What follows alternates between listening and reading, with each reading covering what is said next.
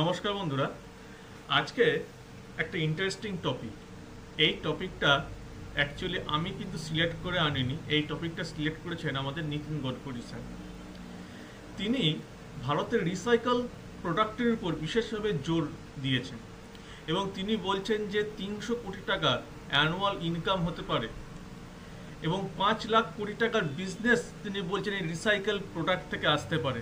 এবং দেখুন এখানে কি বলেছে, দেখুন এখানে একটা মজার লাইন বলেছে,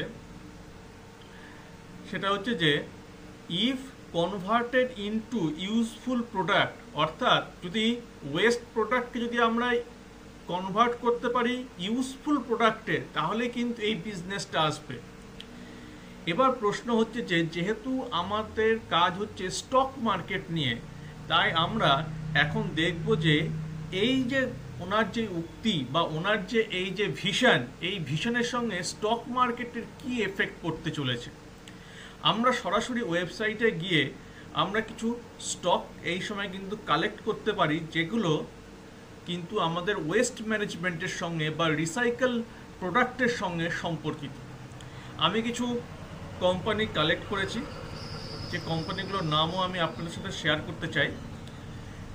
এখানে দেখুন eco recycling, urban environment, VA technology, তারপরে অ্যান্টনি ওয়েস্ট হ্যান্ডলিং, ইএমএস, এইরকম কিছু কিছু কোম্পানি, টোটাল 8খানা কোম্পানি আমি চুজ করেছি।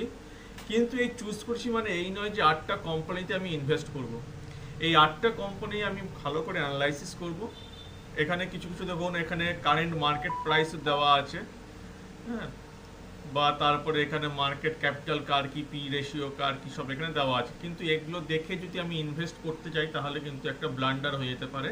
তো আমি দেখব যে এই 8টা কোম্পানি বা আরও কিছু কোম্পানি আমি খুঁজব। এই কোম্পানিগুলোর মধ্যে আমি জেম খুঁজে বার করব, যে জেমটা খুঁজে বার করব সেই কোম্পানিতে আমি ইনভেস্ট করব।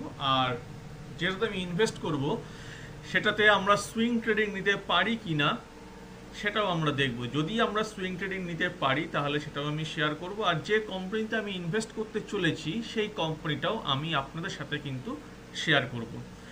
তো ভিডিওটা ভালো লেগে থাকলে অবশ্যই লাইক করবেন, শেয়ার করবেন এবং চ্যানেলটি সাবস্ক্রাইব করবেন। আর যদি আপনাদের কোনো মূল্যবান মতামত থেকে থাকে তো সেটাও জানাতে কিন্তু ভুলবেন না। ধন্যবাদ।